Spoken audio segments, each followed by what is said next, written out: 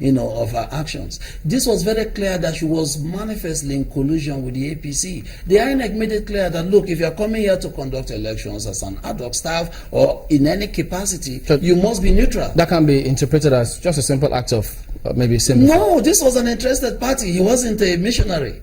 This man was an interested party. He's the chairman of the APC, removing his cap to shield the woman who was now before the world, before the cameras, for a shameful, deceitful act. She was involved in electoral malpractice, and I understand even now, they are still investigating her for those kind of fraudulent activities. So the point is, the governor simply wanted to know what was going on. If you were here to conduct elections, we will accept the elections, whatever they ask us, so long as the process was free and fair. But when this woman was apprehended by her own employers and handed over to the police, it took the chairman of the APC to remove his cap in solidarity, to give to her, to shield her face from the shame of her actions. That itself was actually in the long run of all of these things, these fellows may be charged for accessory to crime, because these were people who on camera showed support for someone who was now in legitimate detention for electoral malpractice. But Dr. Tam, why is the governor consistently being accused of maybe not facilitating, but perhaps promoting and encouraging people to take laws into their hands? They talk about several killings before the elections, even during the elections. He says, look, if he surrounds himself maybe with persons who have questions to answer, people will always interpret such as though he's encouraging it. No, he's not. Look, you see, you can't control what interpretations people give to your speeches and to your actions. The governor, both in private and in public, have made it very clear. We will not allow violence. In any case, if you're a member of the PDP or even a member of his cabinet and you're involved in any way, even remotely, to violence, let the law take its full course. He has supported the military. He has supported his joint security forces. He has given so many security-fitted vehicles. He's the chairman of the Security Council of the state. So he continues to encourage, lawfulness and order. But you see, there is a tendency for the APC, especially in Rivers State, to always mischaracterize his intentions. He has made it very clear: if you get involved, and I'm saying this even in meetings where there are no cameras, because there is a tendency sometimes for people to say that, well, once the cameras are turned on, politicians tend to be of their best behavior. But I'm telling you that even in closed-door Executive Council meetings, he had mentioned it repeatedly: I am not for violence. Any of you here or any of your supporters who commits violent act or keeps materials that are of a violent nature, the law will take its course and I will not intervene. I know this for sure because I'm a member of the cabinet. So what then do we say about, there was a court ruling, I think something about, it was a bit controversial at that time, about not deploying soldiers to Rivers or for the elections. Did that come from the state government? Yes, it was by the court and it was flouted. But even then, what I mean is, yes, who went to court to get it? The court did not by themselves? The PDP went to court because actually it was a superfluous intervention by the Rivers State Court, because there is already a Supreme Court judgment that forbids the military from injecting themselves in our electoral process. They could be located in strategic places in order to make sure, there was no climate of violence. But they were not supposed to be carrying ballot boxes, handling sensitive electoral materials. Well, were they carrying ballot boxes? We have evidence of that. Where the electoral materials that were meant for the Saka community, for instance, in Rivers State, in Okrika, turned out to be in the possession of the military.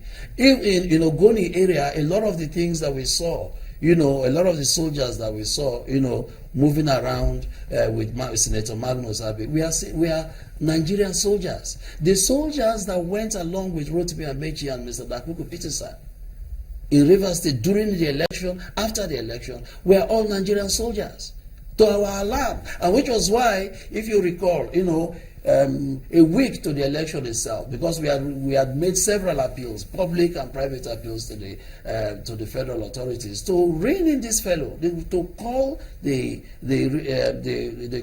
Minister for Transport to order this kind of rhetoric where you consistently encourage violence. But it didn't happen. We had to send a petition to the international community to say, look, If they want free and fair elections here in Rivers State, we are going to accept that. But really, what's happening in Rivers State? You know, the minister was here. We talked about him reaching out to the governor so that peace will reign in Rivers State. You were here before the elections.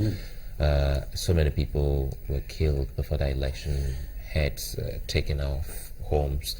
And we thought by now, being the chief security officer of the state, leading up to that election, something would have been done. But on election day and even beyond, you heard the DG of the Master saying an attempt was made on his life by someone, maybe he also recognized in the cabinet of your government. Look, you know, Suleiman, a lot of people don't know what is at stake in these elections. Rotimi Amechi was Speaker in Rivers State for 8 years. He was governor in Rivers State for 8 years. You would expect that after such a period of service, he will simply leave the scene and allow the successor administration to continue. He hasn't allowed that. First of all, Rivers State remains the only state where no formal handover note was ever given, not a scrap of paper. The former governor is on record to have said, Wike will never be governor or will only be governor over my dead body. You know, this kind of extremist rhetoric. He continues to undermine, to delegitimize the government. When the governor emerged as winner in the general elections, the APC didn't accept the outcome. That's fine. I mean, they litigated the process. It's part of our constitutional democracy. The litigation process followed its full course, and eventually the mandate of the governor was validated by the Supreme Court. The APC, as I speak, still hasn't accepted that outcome.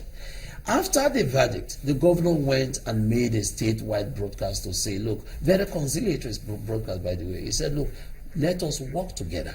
Let us put Rivers State first. The APC has never accepted that. The PDP government of Rivers State reached out to the APC? Yes, the records are there that, look, my brothers, let us work together. On this peaceful move, peace overture. Immediately after the Supreme Court judgment, the governor made an announcement, statewide announcement, that he mentioned that Pt.2 said by name, let us work together and put the Rivers people first. Do you think that, would you accept the explanation of some people who said what he said at his Thanksgiving negated whatever he might have said in the statewide What did he broadcast? say? Something to the effect that he hopes that the people who are against him have blood pressure, something to that effect, and it never comes. Oh, well, you know, these are just... Look, what he said was that was a very traumatic experience for everyone. And that, you know, the longer the litigation process continued, you know, the greater the anxiety was on every end. And now that he had won, he expected that those who lost would suffer exactly the same level of anxiety. But that was just another colorful language. The most important thing was he had made a formal broadcast suggesting that, look, we could actually work together now that the electoral process, the campaigns are over.